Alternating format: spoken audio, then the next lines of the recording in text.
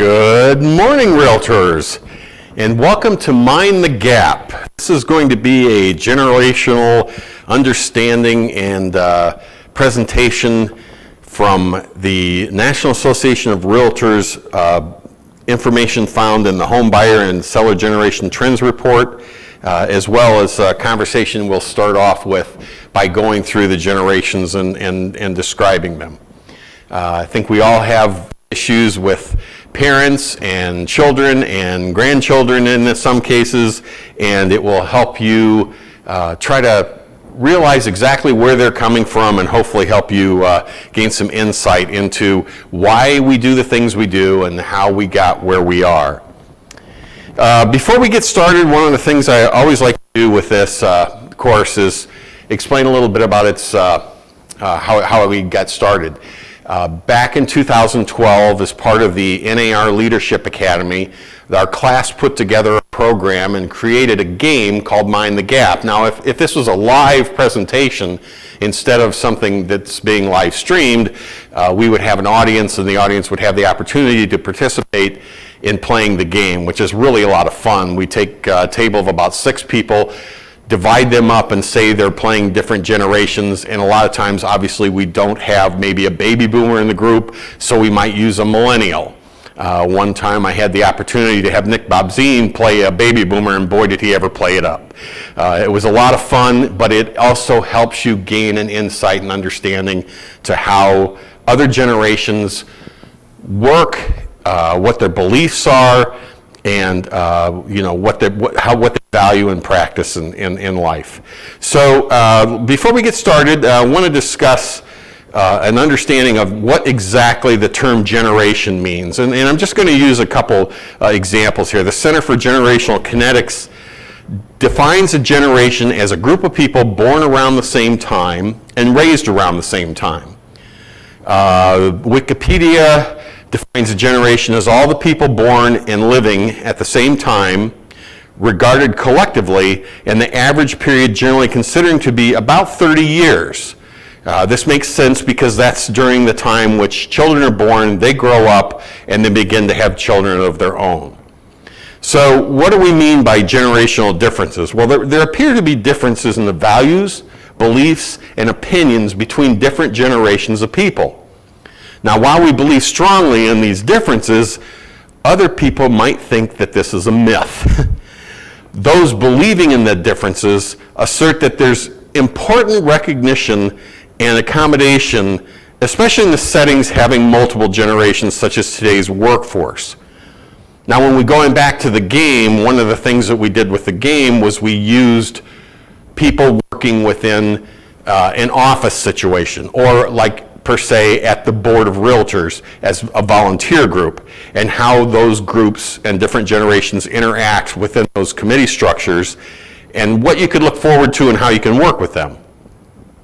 A generation gap is a difference of opinions between one generation and another, and it basically is regarding the beliefs, politics, or values. So let's take an overview and see what we have as far as how we define the generations by numbers. Now, this is my presentation, and when I get into the NAR presentation, which is a whole lot of graphs and slides and updated information, we're going to break this down a little bit different. But basically, what we're starting with is from 1945 and before. We're going to call that the silent generation. That's generally what it's referred to. Baby boomers are from 1946 to 1964. Generation X is 1965 to 1976, and the millennials, or Generation Y, is 1977 to 1995. Now, most people, or what was going to happen when we get into the NAR presentation portion of this program, is they're going to take the millennials and break them up into early millennials and later millennials, which would cover the Generation Z, which is 1996 to now. And we'll do the same thing with the baby boomers, because we're seeing some significant difference in home buying patterns and home selling patterns in these early boomers, early millennials, and late boomers and late millennials. So that's why I wanted to make sure that we kind of clarify that a little bit. So if I can learn how to hit the right switch, we'll be in good shape. So the silent generation, the first one we talk about, born between 1925 and 1945. These people are the people who had newspapers delivered to their house every morning and had the opportunity to voraciously read.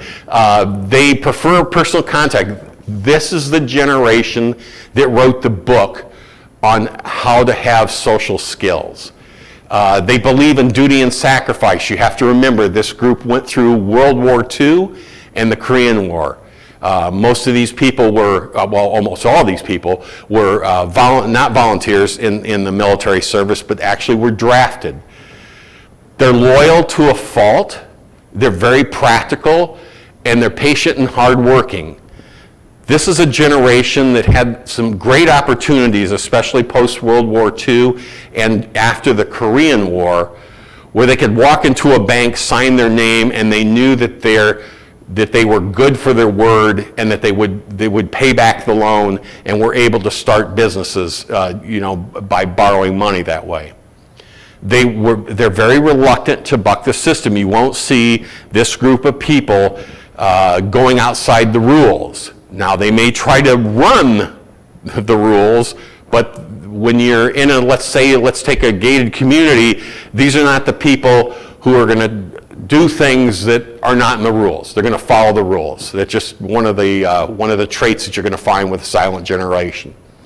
They're very uncomfortable with conflict, and that's something that I think if you have grandparents or great-grandparents that are in this age group, I think you can certainly understand what that all is.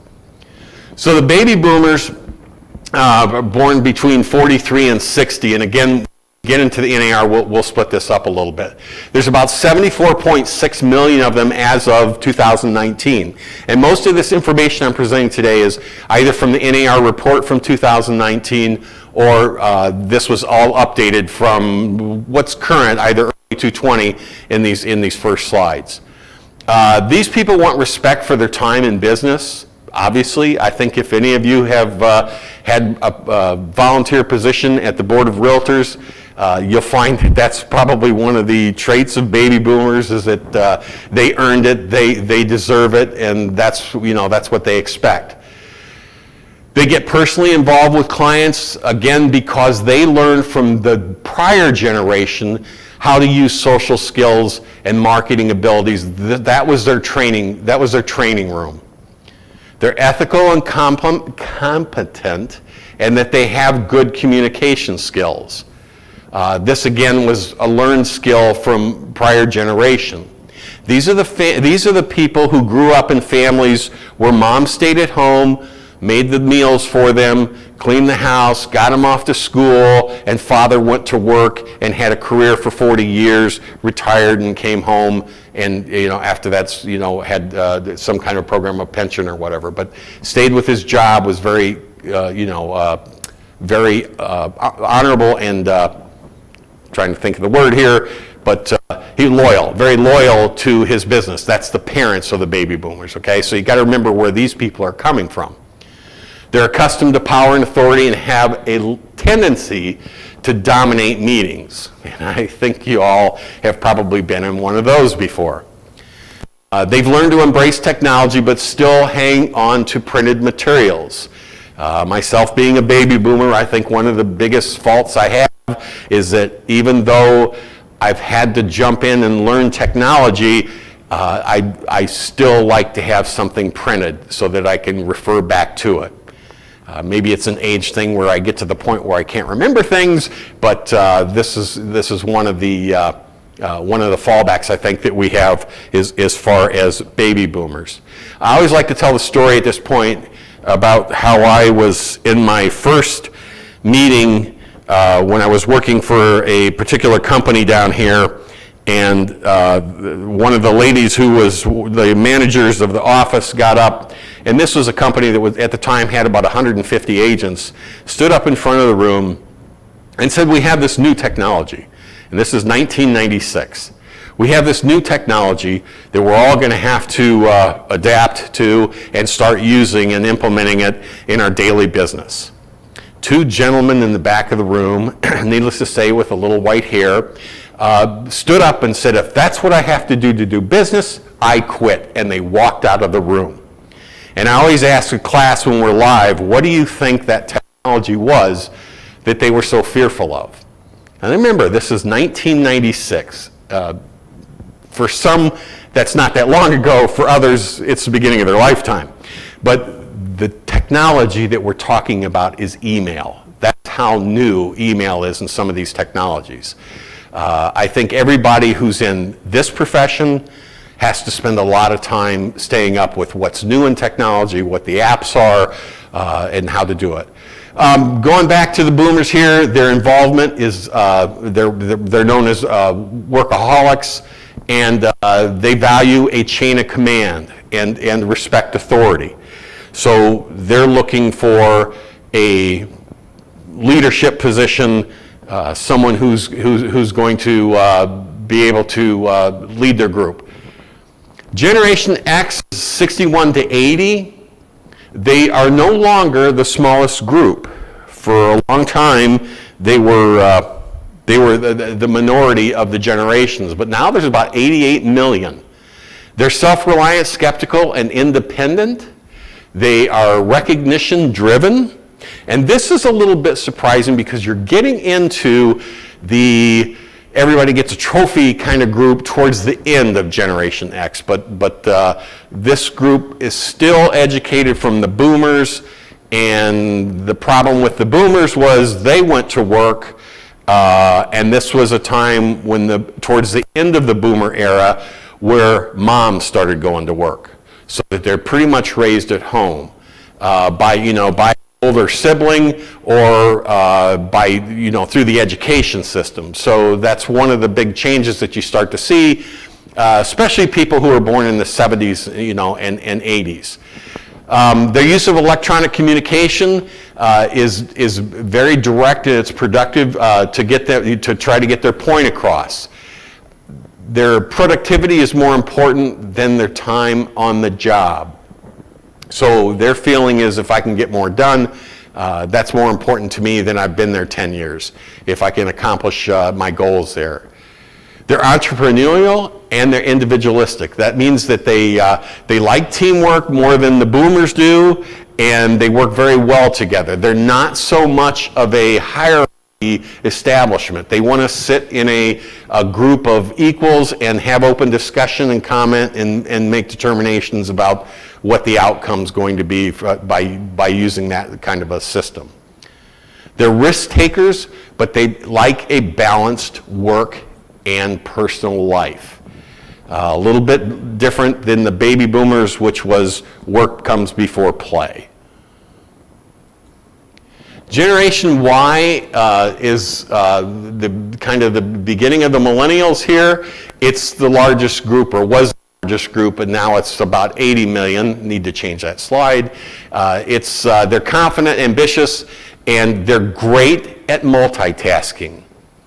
That was one of the things that people look back and say, well, how did this happen? Well, these are the kids that grew up with the technology that had a either laptop or iPad or whatever at a very, very young age, so that they, have grown up using technology and that's all they know. They value relationships and they immerse themselves in personal technology. My son is about 40. About 10 years ago, he was working as a bartender prior to getting his job that he has currently. And he was waiting at the bar, and 4 young kids walked in, kids, 21, walked into the bar, sat at the bar, and they all had their phones. They're all sitting there looking at their phones, and they're going back and forth. Nobody says a word. This goes on for about the third beverage that my son served him. He asked, do you guys know each other? And they go, yeah, of course, we're all best friends. He says, well, you guys haven't said a word to each other. He says, yeah, we're texting. They're sitting right next to each other and they're texting. So this is what this generation grew up with. They're more comfortable with the technology. However, one of the things you will find is that they lack social skills, and that's the boomers' problem, because the boomers raised these. And so you have to remember who came before them, and this is why they've gotten what they were. These are the kids who really came through a generation of moms at work, dads at work, who's actually the children, and put them in front of the TV, is what they did when we were kids. Now in front of the computer, let them play and go online and do the things that they feel are important, or get their education and everything that way. These people are team focused, they're committed, and they want to be included. They're characterized as being demanding, and the other part of it is their entitlement is what everybody's comments always are. But they're most confident, but they are the most confident generation. Now, one of the things I wanted to bring up at some point in here, and this is maybe a good point for it, is regardless of what generation you fall into, don't pigeonhole people. Don't go and say, oh, well, you born X time, you must be this generation. You'll find that some baby boomers have a ton of background in technology. And you'll find that some millennials have some great social skills. So don't always sit and pigeonhole somebody and think, oh, just because you're that age, they don't have an understanding. So this is part of the report. Oops, this is out of order. May have, okay, so this is just a review of the generations, and I wanted to go back and kind of discuss exactly where the information comes from. So since about 2013, the National Association of Realtors wrote a report called Home Buyers and Sellers Generational Trends. The report provides insights and some differences and similarities across generations of home buyers and sellers. And the home buyer and seller data is generally taken from the annual profile of home buyers and sellers. So that's where most of these next slides are going to come from. So for continuing from last year, in this year's report, in the segmentation of the millennial generation, those buyers from 22 to 29, and the buyers from 30 to 39, those are the two splits between younger millennials and older millennials. Millennials still made up the largest share of home buyers at 38%. Older millennials are at 25%, and younger millennials are at 13% of the older, 13%. 86% of the younger millennials and 52% of the older millennials were the first-time home buyers, more than any other age group. So older millennials had the highest share of married couples. Younger millennials had the highest share of unmarried couples. Older millennials were the most educated age group, and they had 79% at least had a bachelor's degree. And this was followed obviously by the younger millennials. But they're most likely to purchase a premium home or a townhouse that's convenient to their job and commuting costs, and were both important to this group, and they were most likely to find their home online and use the internet, which you certainly understand. Now, we're going to get into some slides that'll get into a little bit more of the specifics of some of these things, so I just wanted to kind of give you a little brief overview and remind you exactly how these age groups are determined within the NAR Homebuyer Seller Generational Trends report. They do the silent generation, basically same age. Then we break the boomers into the older boomers from 46 to 54 to the younger boomers from 55 to 64. And then we go to the Gen X, which is 65 to 79. And then we talk about the older millennials from 80 to 89, the younger millennials from 90 to 98, and then the Gen Zs, which are 99 to present. 99 to present isn't quite at the home buyer stage yet, so their numbers are nil almost in all the research that's been done.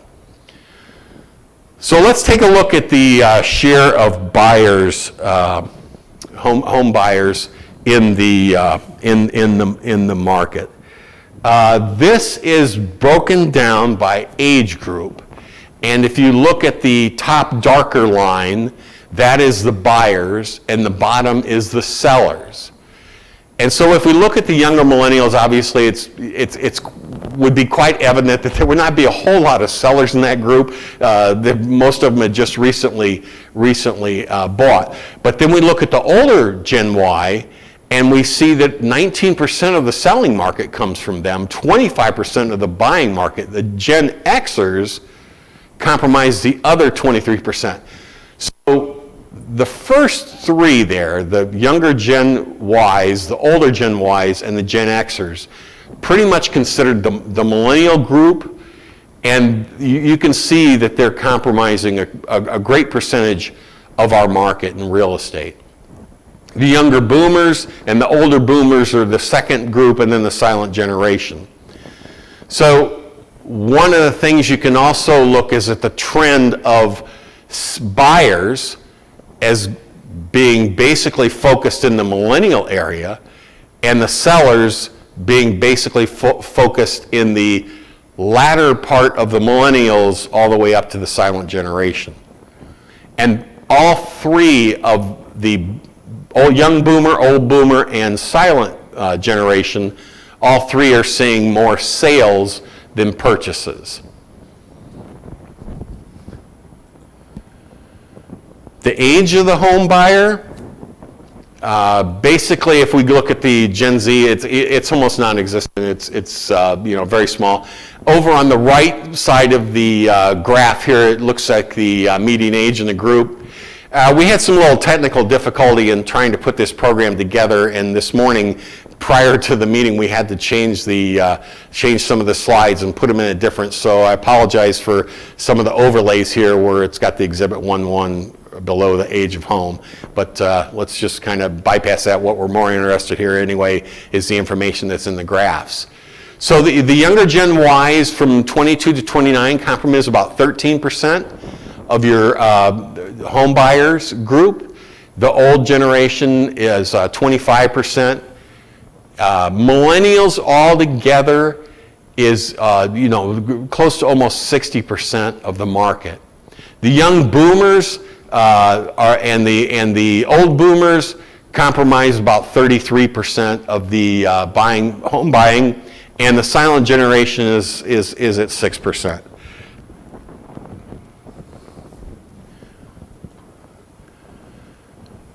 Just for the global group, I wanted to include the national origin of the home buyers. And the only thing I wanted to point out here is, yes, while it's small, it's still a good percentage of the market.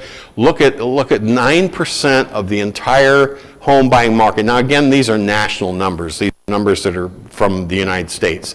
Came from, as foreign direct investment in the United States from a foreign buyer. I was shocked when I looked at this and looked at the youth of the foreign buyers that are coming in. You've got 7 to 9% of the market, 16% of the market from the foreign direct investment in the age group from 22 to 39. You've got 20% in the age group from 40 to 64, and you have about 10% from age 65 and over.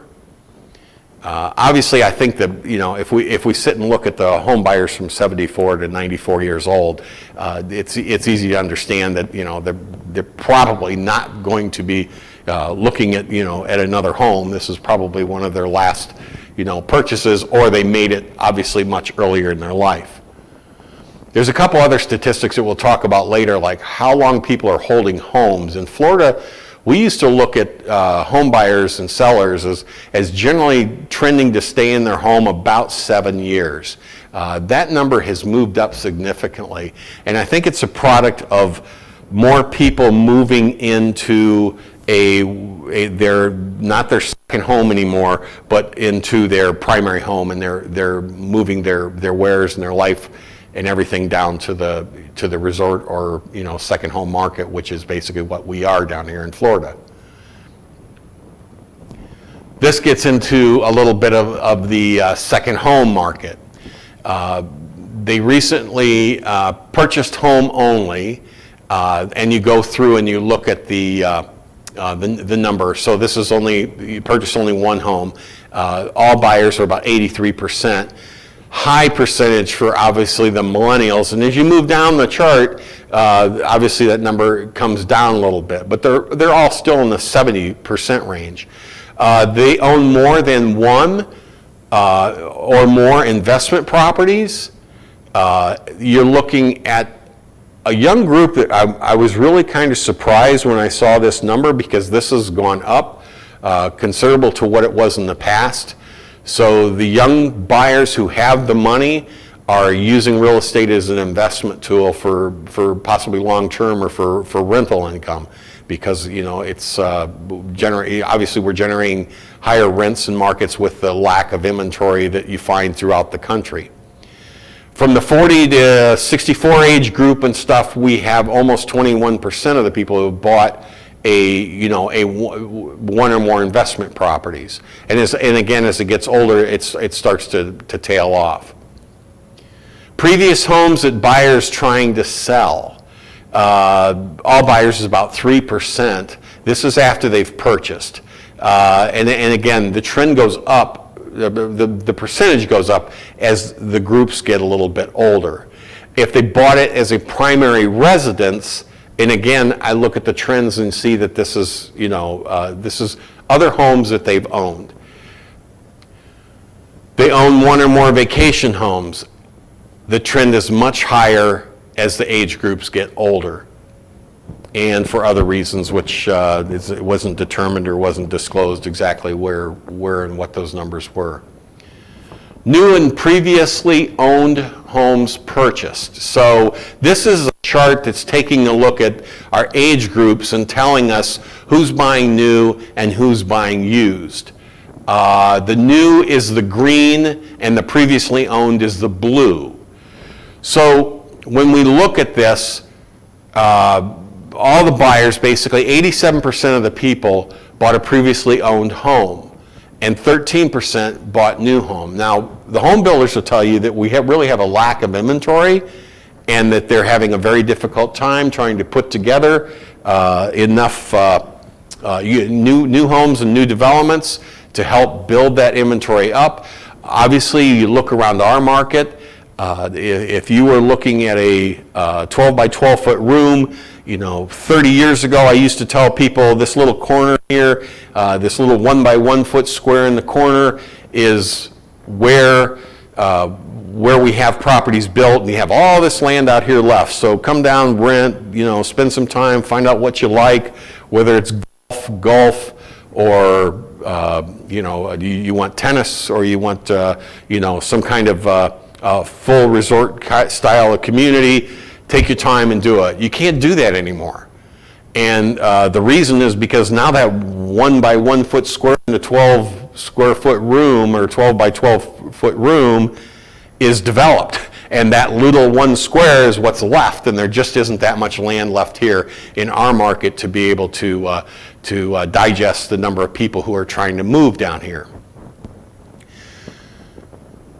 The graph also indicates that if you get into the baby boomers and the older group, and especially from ages like 40 to 73, if you look at the green there, how it slips down there and then goes up, and actually it escalates from the millennials, all the way up through the final generation there. You see that most people there are looking for a new home over the younger groups. The older groups are looking for newer homes over the younger groups. So just something to keep in mind. The one is going to be, and we'll show a little graph on this a little bit later, about the affordability and why they could or could not afford to move into those newer homes. So and it was, again, a choice because of lack of inventory. A lot of times we're going to find that the used home was their only viable option, simply because there wasn't anything out there that was exactly what they were looking for. So they may have settled a little bit, especially in the younger groups where they have issues of financing or coming up with a down payment that will make sure that they can have the home that they desire. So there's some compromises, and we'll get into a graph a little later that'll discuss some of those compromises and why and what they did to to choose the home that they did. So why new and previously owned homes were purchased?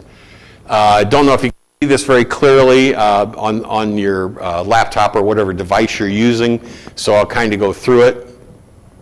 Most of the people chose new because they wanted to avoid the renovations or problems with plumbing or electricity, okay? So we look at that, and this is all buyers, 39% chose that.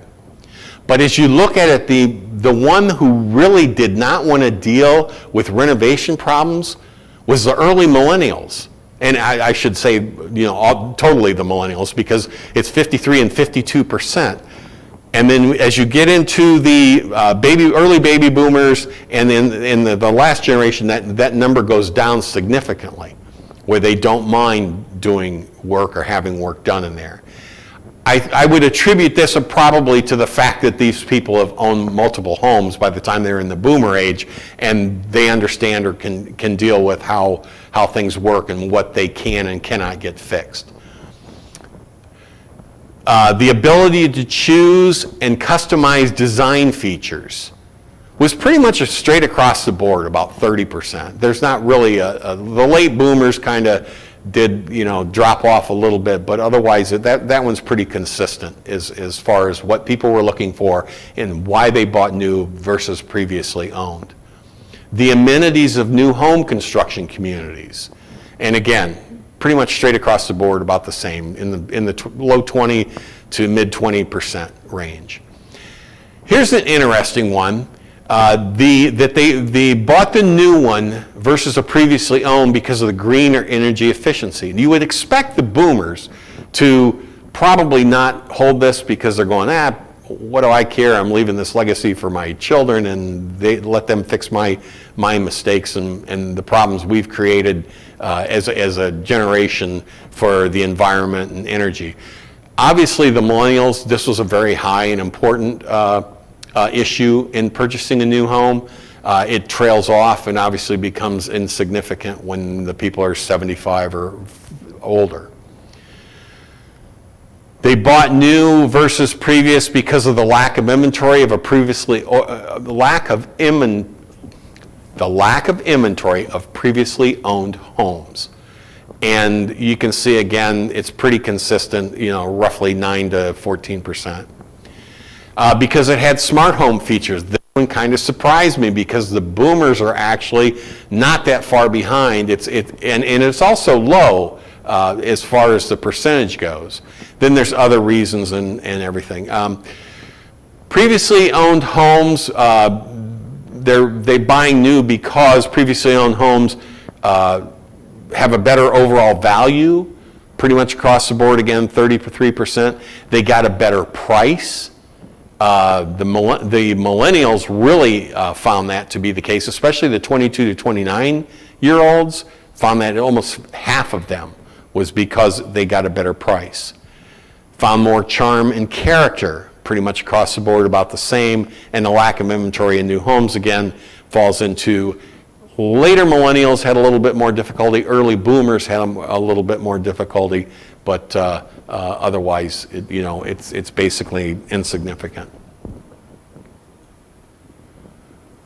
Then what type of home did they purchase? And again, we have to look at this as national information. It's not just geared towards our local market here. But basically, the green bar that you see there is the detached single-family home. The next one, the blue one, is townhouse or row house. Don't know that we would really even refer to that here. The third one in the yellow, that's probably the smallest group up there, is apartment, condo, in a building with 5 or more units. I would really like to see NABOR maybe take the initiative to do our MLS and pose this graph on our statistics here. Our problem is we can't break it down by age group, but it would be very interesting to see this in a local market. The third bar there, the red one that you see, those are duplexes, apartments, condos in 2 and 4 to a building. And then the purple one is basically other. So we look at all buyers. 83% looked at a single family home, and about 6% looked at the townhouse. 1% looked at apartment or condo buildings with 5 or more, and 4% looked at duplexes, apartments, or condos in 2 to 4 units. The other was roughly 6%. But if we look at the single-family home thing, you see that as early millennials and stuff were in the low to high 80%, so they're really looking for single-family home, then this trails off as we get to Gen Y, and we get into the boomers and the early boomers and the late boomers, and then we get into the silent generation where it really tails off. Very, very simply, as we age, one, the size of the home maybe not matter.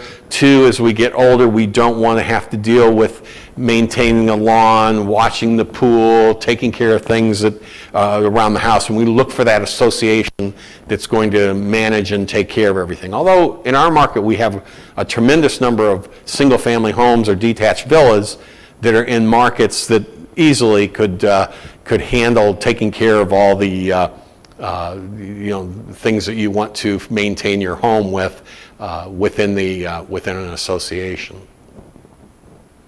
So looking at where the location of the home was purchased, this is looking at whether it was in the green there a suburb or subdivision. The blue line, the second one there, is whether it's a small town. The third one is urban area or a central city. The pink, I think it's pink, is the rural area. And the purple one is resort and recreation area, which would really cover our market. Now, let's take a look and focus at that. Obviously, when we're looking at all buyers, about 2% are looking at resort and recreation areas, okay? Well, our market obviously is significantly higher than that.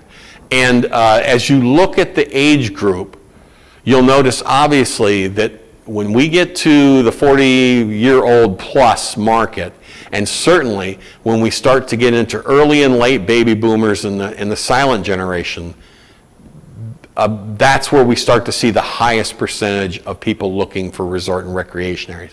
This is the final home. This is where I want to go to play my golf, to take my boat out, to play tennis, to have the recreation facilities and lifestyle that I've worked for my whole life, and that's what I want to do.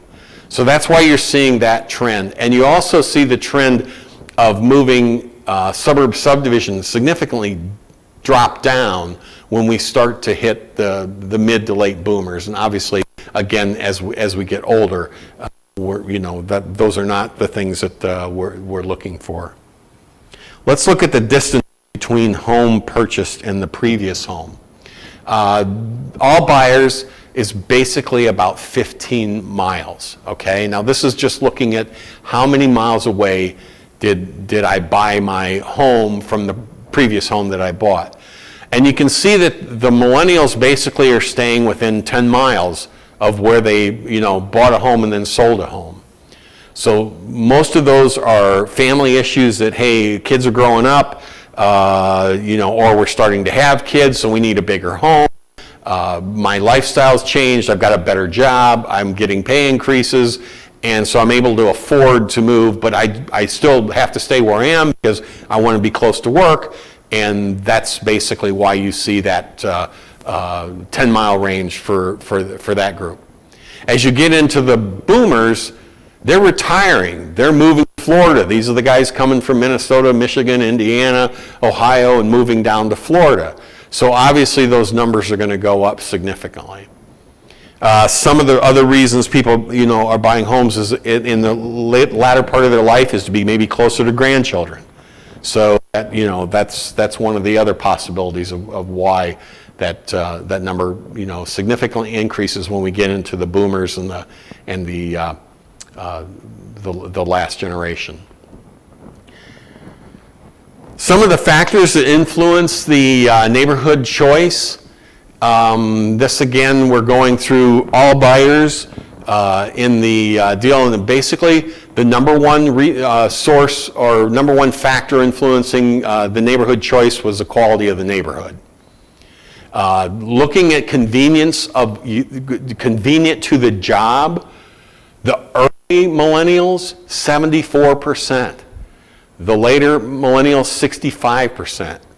The boomers, 53, and then 34, then 10, then 3. Obviously, as we get older and they're getting to retirement age, and certainly you would think the 65 to 73 group, 65 and older, certainly, that's going to become a less significant influencing factor for which neighborhood they chose.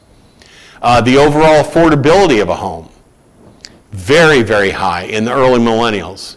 These are people just getting out of school, have some school debt possibly, and they're looking to buy a home, but they have to have something that they can afford, and they haven't put the money together yet. They haven't been around long enough to put the money together yet to be able to start putting a down payment together.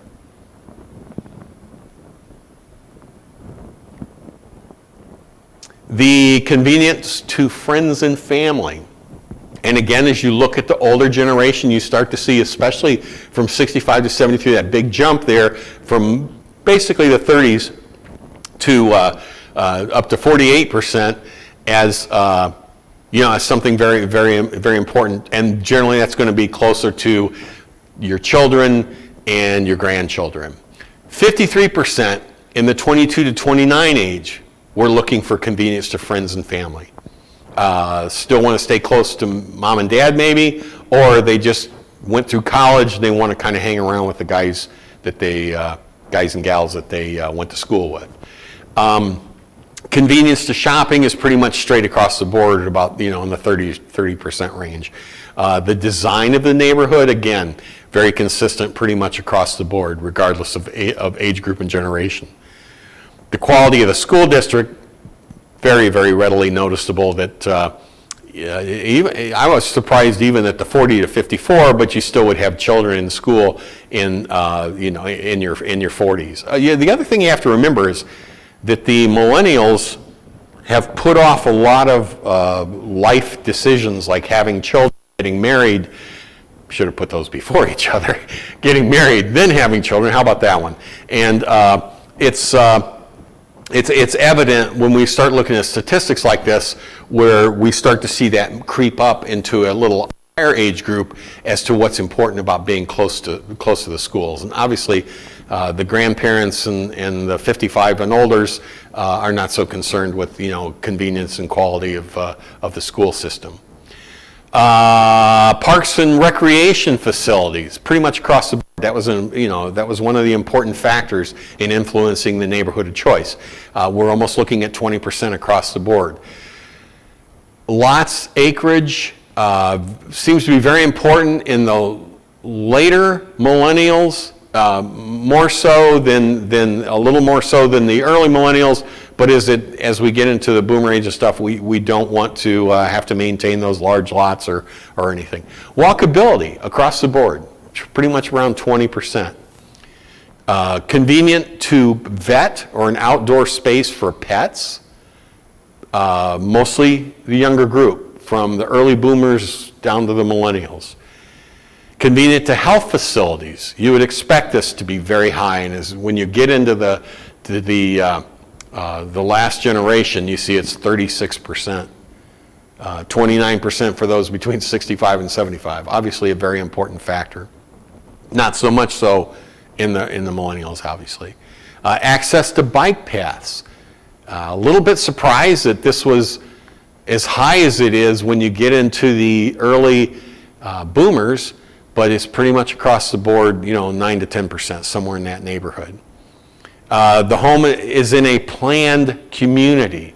Again, across the board, however, much more important if we're looking at it, almost 3 times more important as a factor from anyone from 55 years and older than it was for the early millennials, for sure.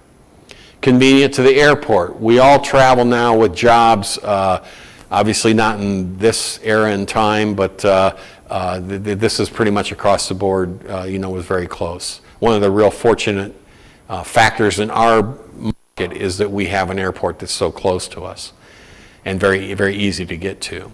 Public transportation, again, across the board, but not that significant, almost 5% and stuff is there.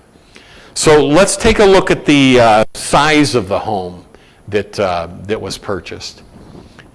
This, again, is going to go through each of the age groups and stuff. It's very, very minor, or actually no numbers at all, hardly between 1,000 square feet and less. So from 1,000 to 1,500, you see a lot of the early millennials, and then it trails off. Obviously, that's probably an affordability issue, although the statistics don't bear, we don't have the statistics to show exactly that that's what that is. 1,500 to 2,000 square feet, almost across the board about the same, 28%, somewhere in that neighborhood. 2,000 to 2,500 square feet, again, pretty much across the board. It's when we get into the 3,000 square foot homes, the 25 to 3,000 square foot homes, we start to see a little bit of significance, especially in the 30 to 39% and the 40 to 54-year-olds, because that's when they're starting to raise kids, need the bedrooms, need the space, or want to have the space to be able to get some free time away from the kids, if that's the possibility. And again, when we're looking at the 3,500 square foot and older, you start to see the age group of about 40 to 54. These are people who are secured in their jobs, they're prepared to, take care of or need more space. How long did they stay in their home? What was the expected tenure in your home that you purchased? This used to be, as part of our Resort and Second Home program, when we taught that specialist course, we used to say in our market and in resort markets, it was about 7 years that someone would buy a home and then sell it. But you can see in here, the largest percentage across the board for everybody was pretty much 16 years or more. More than half the people from 40 to 73 planned on spending 16 or more years in the home that they purchased. If we look at the millennials, and let's just take the whole group from 22 to 39, the early and late millennials, you really kind of look at the 8 to 10 years, 4 to 5 years in some cases, and certainly the younger ones, the 22 to 29, they're certainly looking for something for a short term. It's generally their starter home, smaller than they want, might not be in the location that they want. They had to settle because of whatever their situation was when they purchased the home. However, I was kind of surprised to see how many, at least at this point, plan on spending 16 or more years in their home. Very few people they don't know. A little bit surprising because nobody really knows when they're doing it, but how long they're going to stay in a home, but that was one of the deals. What are the factors that could cause a buyer to move? Some great research that came out of NAR, and one of them was the quality of the neighborhood. How many of you out there have had a boomer who is in a neighborhood or a development where we've got a condo commando and he's trying to tell people how to, live their life or do the things that he thinks are the rules that need to be followed, and they're looking to sell their place because the quality, in their mind, the quality of the neighborhood has dropped.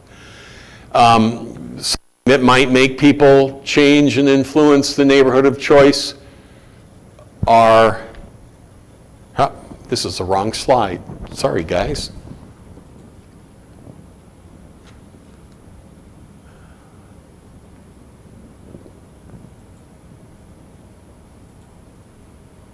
There we go. Sorry. Okay. Factors that could cause people to move. Okay, so they're never moving. It's a forever home. You can see that was about 20%. They had to move because of a job or career change, significantly lower than this used to be historically, because the boomers, if we did this survey 20, 30 years ago, boomers would have been, much higher percentage of moving. But now it's not so important that we need to be in the same place as our physical business or job, because a lot of the work done in technology today allows us to work remotely or from any place else. Obviously, household members' health could be a factor that could cause a buyer to move, and certainly you see this number increase as we get into the 55 and older group, and certainly much more so in the 65 to 73, and then more so than that in the 74 and up group. They want a larger home. Again, focus basically on the millennials, early and late millennials. Those are the ones that are looking to enlarge a home, obviously for more than likely family purposes. To downsize and get a smaller home. That's, again, we're going to look at the early and late boomers are moving that way, and also the latter generations are going to do it. They want a home with added features, and I don't know why this is flashing up here, but again, it gets to the point where it's almost insignificant. Okay, so let's take a look at now the kind of the buying process and walk through some things that you might want to gear your marketing towards, and some information that might help you create how to approach and how to deal with buyers in our market. So this has been the case for a considerable period of time. The first step that people have taken during the home buying process was that they looked online for properties for sale. 44% of all buyers looked online. Amazingly, everybody's kind of grasping technology at this point. It's a fact of life now. You'd have to live under a rock in the desert somewhere not to understand that there's technology out there and how it can be useful. So you look across here and pretty much in the 40% and higher, up to 47% for people who took the first step by looking online. The ones that contacted a real estate agent as a first step, it's 16%, folks.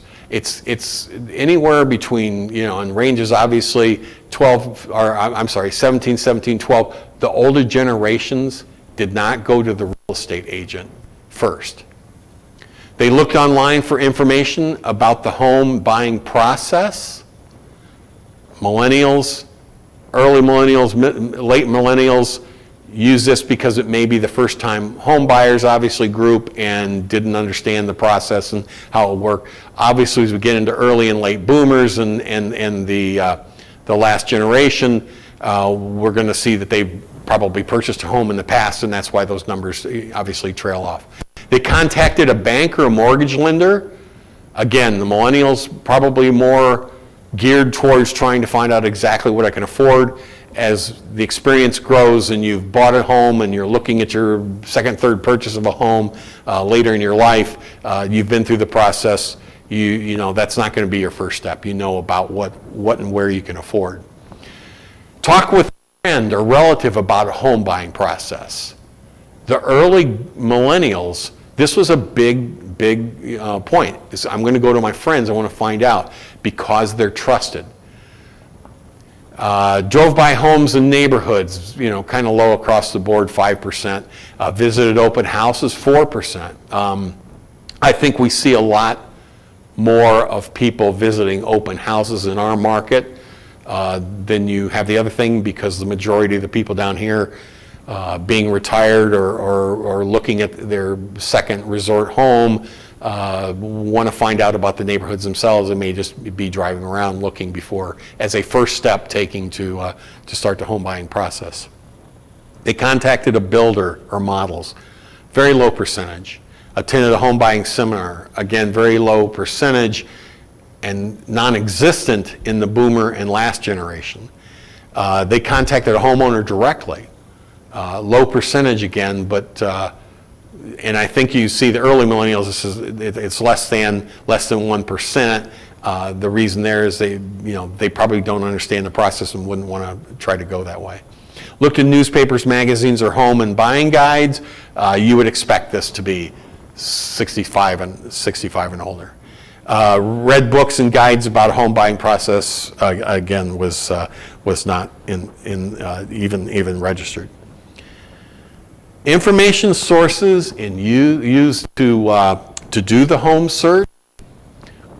Online website, 93% pretty much across the board until I get to the 65 a year and older, which still is 89%.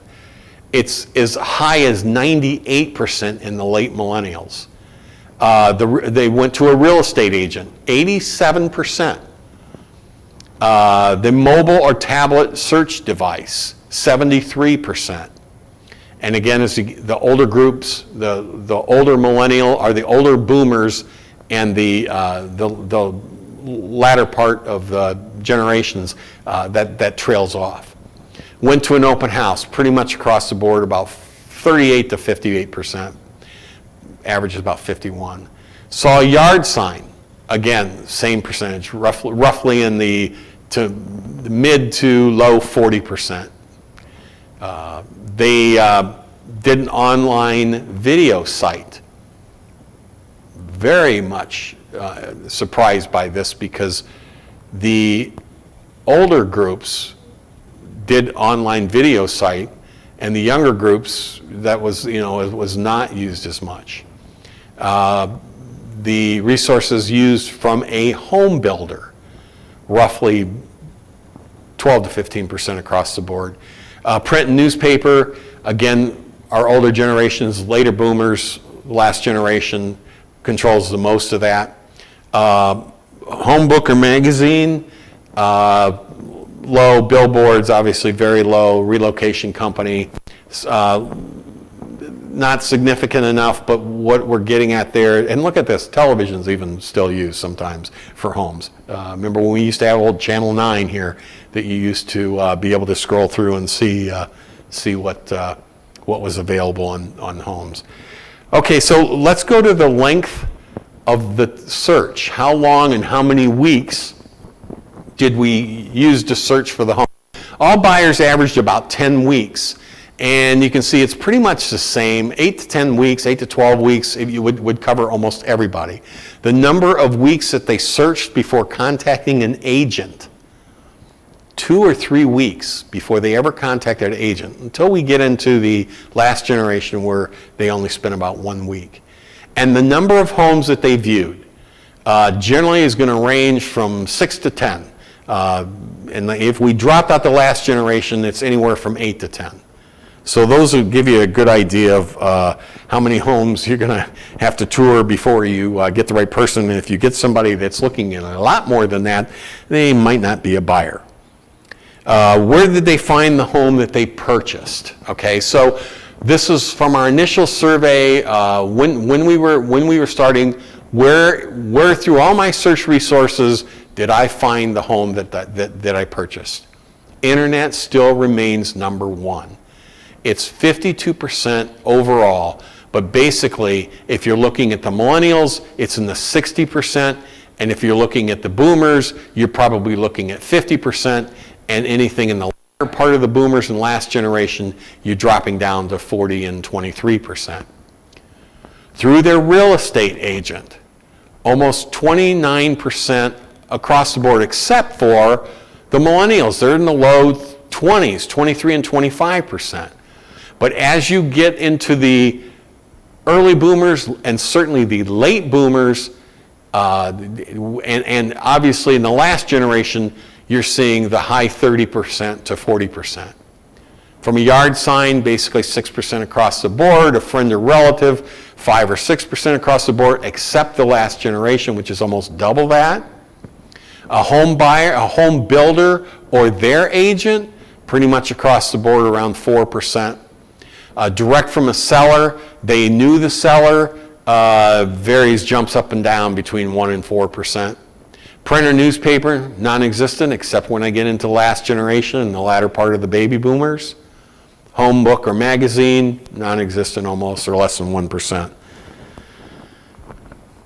So now we've done that, let's ask the question about what was the most difficult step in the home buying process. 55% of the overall people said finding the right property. Now, looking at the millennials, the early and late millennials, it's 60%. Well, the rest is pretty much 50% when we get into the boomers. This is more than likely an affordability issue, and or they don't want to They don't want to settle. They want what they want, and it's a little bit, tougher. This is going to help you a lot when you're making presentations to prospective buyers, is if you can kind of come forward with the information. For instance, number 2 on the list is the paperwork. They found the paperwork the second most difficult step in the home buying process. So if you can explain that to them and walk them through that prior to ever getting to the point where you're just throwing it in front of them and saying, here, sign this, it would really help in their understanding. Certainly in the millennials. As you get into the early boomers, they're still up there pretty good, but as we get into the late boomers and the last generation, it kind of trails off a little bit. Saving for a down payment, obviously this is going to be a big issue for the millennials. As we get into the boomers, early boomers still are around 14%, but then it trails off as we get into the others. Getting a mortgage, pretty much across the board about the same, 8%. The appraisal of the property, you're looking at about 5%, and it's almost straight across the board. They had no difficult steps. 18% of the people who bought a home said they had no difficult steps in the process. And as you get into the early boomers and go up, you see those percentages rising pretty significantly. So let's look at the method of the home purchase. So how did the buyer buy the property? Through a real estate agent or a broker, 89%. Millennials have the technology and they're using this daily, but you can see that they're still almost the highest percentage of the people who use a real estate agent, 92% of them. The early boomers and the last generation are the two, lowest ones. If you went from 65 and older, obviously because they've been through it before, that's it. But you're looking at 90% of the people from age 22 to 64 that bought a home basically used a real estate agent. Directly from a builder or the builder's agent, pretty much across the board, almost 5%. Directly from a previous owner, here we start to see a little bit of a higher trend as far as the method that they purchased a home, and certainly in the last generation where that reaches almost 10%. They knew the previous owner basically across the board, other than that last generation, which is double what everyone else is.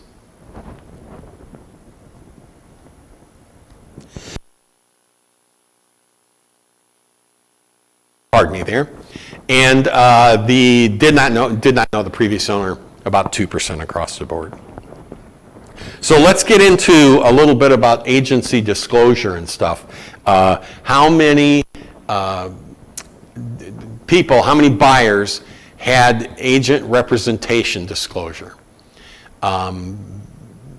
Disclosure statements were signed at the first meeting, 27%, almost across the board, pretty much the same. And then the second most answered part of that was that when the contract was written is when they signed it, and that's basically 23% across the board.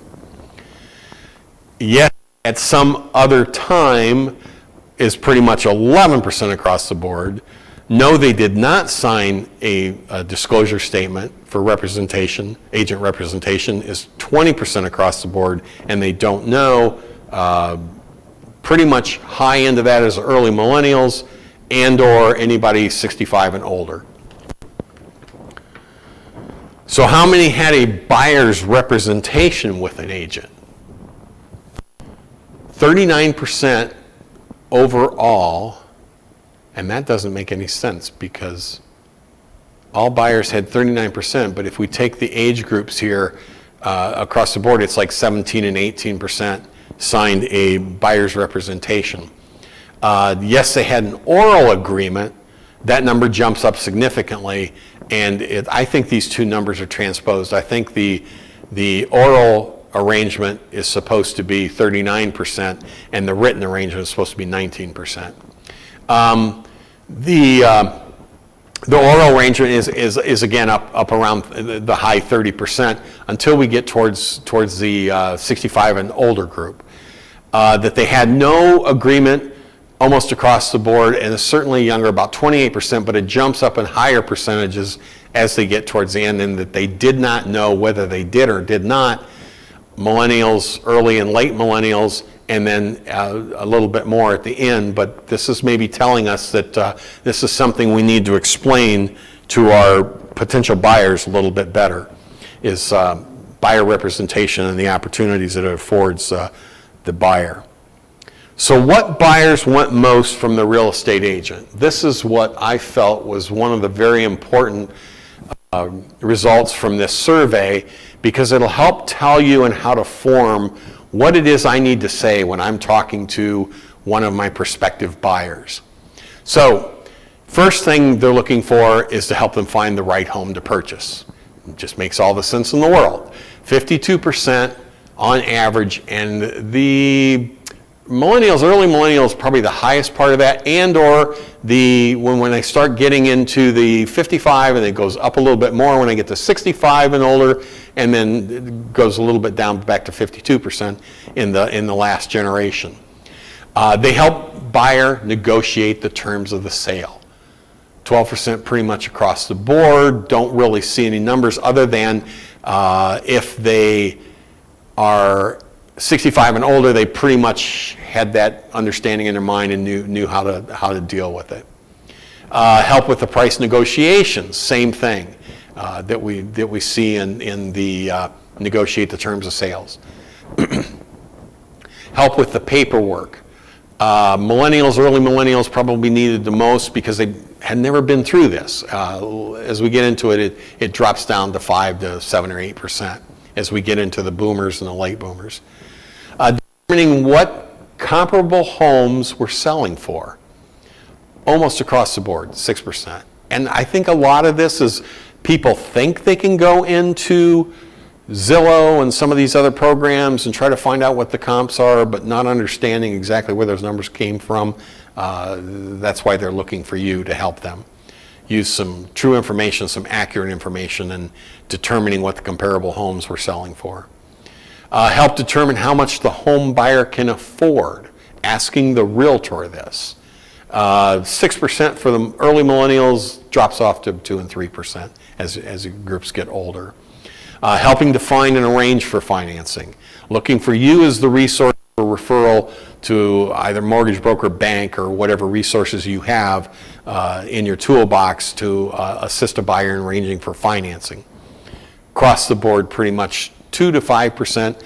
As you get into the late boomers and the last generation, it significantly drops off. They have their own banking relationships. They know where they're going. Help reach a buyer more about help teach the buyer more about the neighborhood and or area, restaurants, parks, and public transportation. Pretty much across the board. These people have done the research. It's easy for them to find out the information now. They simply go online. They can find out all the resources they want about restaurants, parks, public transportation. And then helping find a renter for the property. Just not significant at all until I get into late boomers, the only one that exceeded 1%. And other was not defined, but obviously, at least it registered as some kind of percentages here. The benefits provided by the real estate agent during the process. So when they bought, what was it that they looked for? What was the attribute that the realtor brought to the table? Help the buyer understand the process. 61% across the board until you get into late boomers, and this is, again, because they've already been there, they've already done that before. It's not difficult for them. They understand the process, so that's not necessarily what they're focused on, but really high when I'm looking at the early millennials. Remember, we do this every day, but the problem is the public has never done it in some cases, and certainly the first-time home buyers are going to be a significant portion of that, and that's why you see the early and late millennials in the 85 and 69%. That the realtor pointed out unnoticed features, faults with the property, 60% across the board.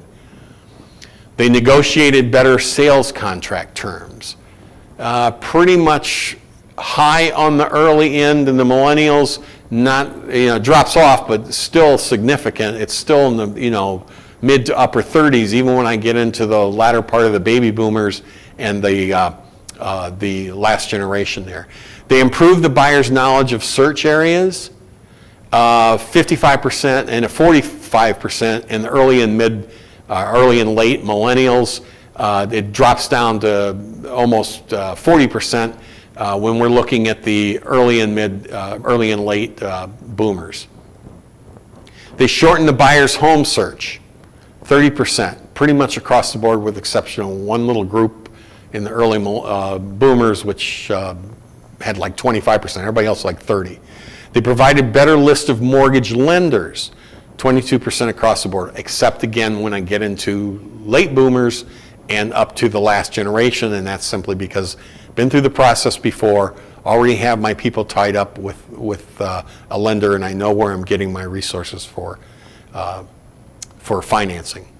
And again, we have to remember, in our market, it's mostly cash, so this is not even a question that's relative. Expand the buyer's search area. So when they can't find what they're looking for, a comparable area or community that you might move their search to. Early millennials definitely was a big thing at 27%. Otherwise, it's 16 to 19% pretty much across the board. They narrowed the buyer's search area. Again, same kind of statistics we saw in how we expanded or narrowed the buyer's search area.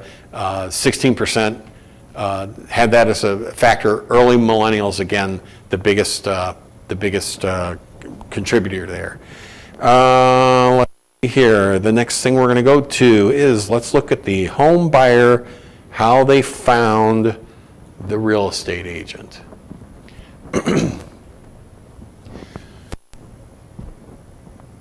In the Resort and Second Home course, one of the things we always teach you is about referrals and how to build that business, and how you want to always ask for the referral, and here's why.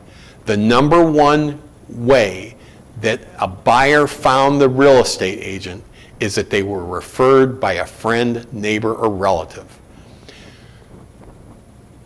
Early millennials, mid-millennials, early boomers are the big, that's a big resource for them. As they got older, and certainly when we get up to the last generation, it drops off only from the standpoint that they already know what they're doing. And if you look at the second reason, it's the use the agent previously to buy or sell a home, 12%. And you go across the board, and that gets higher as I get into the early boomers and move to the last generation.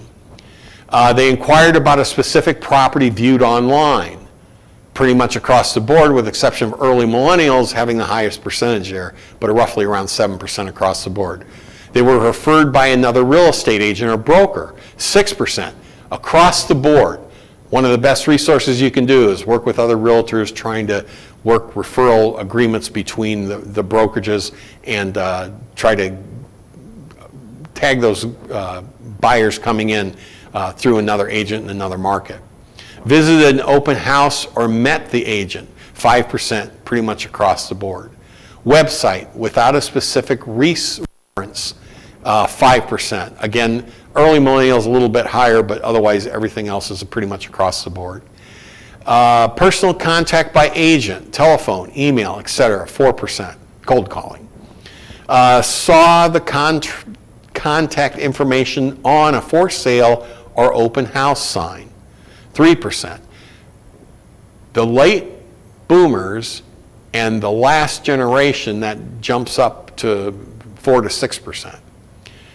Referred through an employer or relocation company, 2% across the board. Obviously, it doesn't affect the ones that are from the late boomers on because they're retired and they're not doing it through a relocation company or their employer. They walked into or called office, an agent was on duty. From the early boomers up through the last generation, all those, it was around 2%. Millennials, early and late millennials was non-existent almost. Mobile or tablet application, just the opposite now. The early millennials are the only ones that matter. And then the other ones are insignificant, but I just want to make sure that we kind of go through them. Direct mail. You can send out 1,000 postcards, you might get 3 responses from it.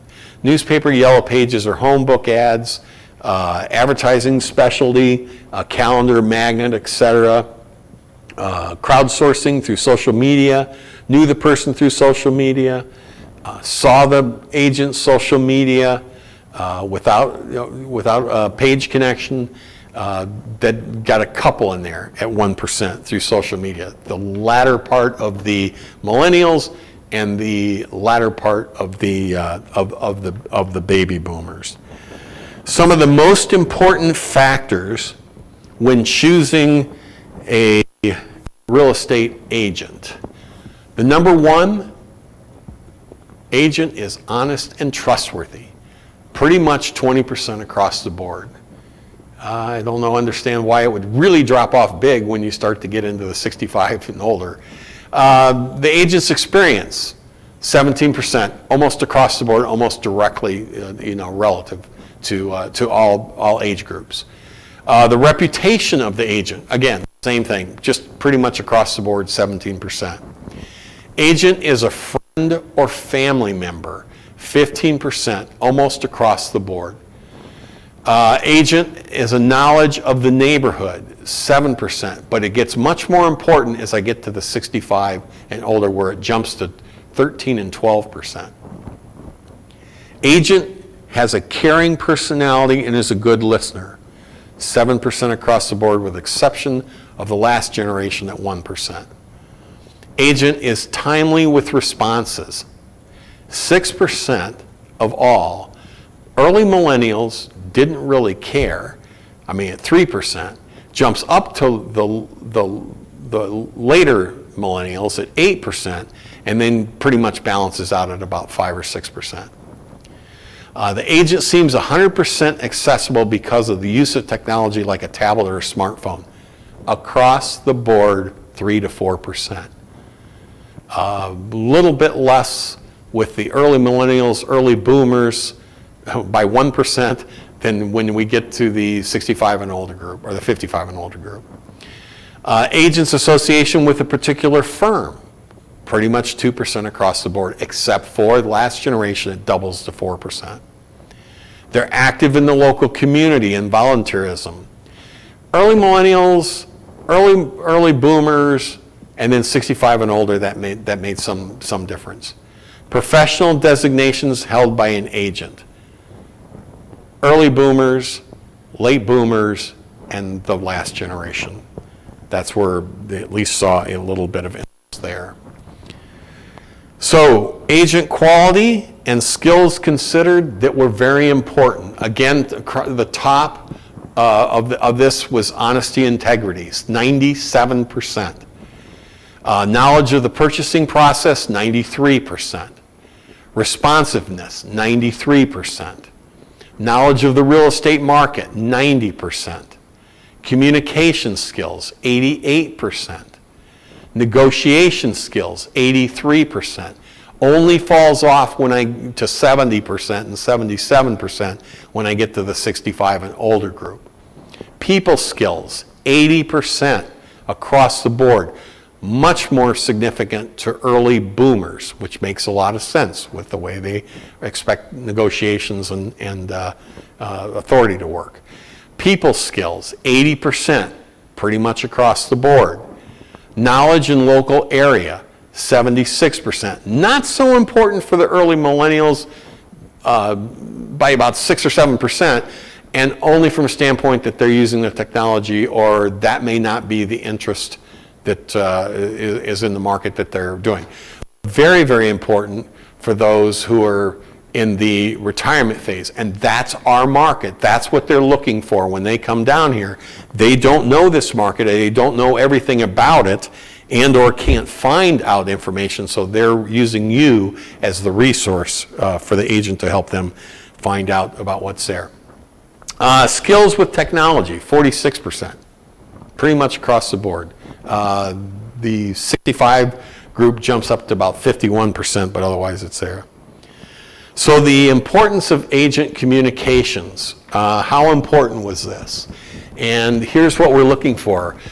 Calls personally to inform me of the activities. Number one, 74% across the board. Sends me postings as soon as properties are listed with price changes and those under contract, 71%. These are the important issues that they're looking for communication from you. So you can set up drip campaigns through our MLS system that'll help you do this. And there's a lot of tools that if you just go in and search on NABOR.com, you'll be able to find some of these videos that are available. And this is a heck of a good time to try to use that for education and to help better yourself. They send me property information communication via text messages, 68%. Send me emails about my specific needs, 53%. I don't see any significant changes in any of these, and you can see that this can send me market reports on recent listings and sales. They have a website, 30%. They have a mobile site and to show properties. They're active in the local community. You're dropping down now, they're like 13%. They're active on social media, 13%. Send me an email newsletter, 8%. And advertises in the newspaper at 3%. I don't even know if we have advertising in newspapers anymore around here. Okay, well, that pretty much is almost complete with the presentation. Just want to make a couple comments to everybody. Stay safe out there. These are really difficult times. Really want to appreciate the opportunity to spend a little time here with you, and hopefully you'll be able to take some of this information, incorporate it into your business, and go from there. So with that, I got something little to finish here, and we will hopefully see you soon.